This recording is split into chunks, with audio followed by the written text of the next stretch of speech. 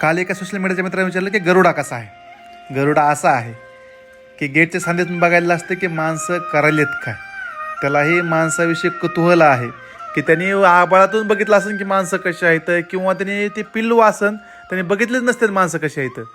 पण ते माणसाला डाकू म्हणून बघत आहे आणि आपण बी कदाचित त्याच्याकडे डाकू म्हणून बघत होतो, कारण की ते पक्षी कडू पक्षी आहे असं ते बघितलं जातं. पण ते माणूस आला की लाजत आहे, खाली बघत आहे, वरी बघत आहे, भारी वाटतंय. आता साहजिकच तो मांसाहारी पक्षी आहे, पण तेवढंच खरं आहे की त्याच्या जवळ आता कोंबड्याचे पिल्ले आहेत, कोंबड्या आहेत, ससे आहेत.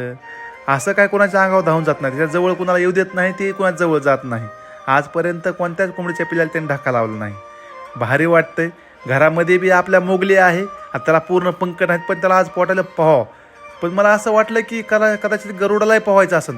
आज दोघाला पण वरून घेऊन गेलो, पाण्याचा आनंद दोघाला पण घ्यायचा असेल. निसर्गामध्ये प्रत्येकाला जगायचा अधिकार आहे, त्या अनुषंगाने त्याला वरी घेऊन गेलो. पण एक वाईट गोष्ट अशी आहे की त्या गरुडातला आता पूर्ण पाय राहिलेला नाही, आणि त्या मोठे पंखाला बी आता जखम असल्यामुळे ते मोठे पंख बी त्याचे काढून घेतले. तर साहजिकच ते निसर्गामध्ये पुन्हा उडण का नाही सांगता येत नाही. पण जेवढा माझ्याच्यानं प्रयत्न होईल त्याला निसर्गामध्ये कसा आनंद दोघाला पण देणं होईल. आता ह्या लक्कीला तर आपण सोडून दिलं, मोगलीला लवकरच पंख आले की त्यालाही सोडून देऊ. चला, आहे तोपर्यंत आनंद.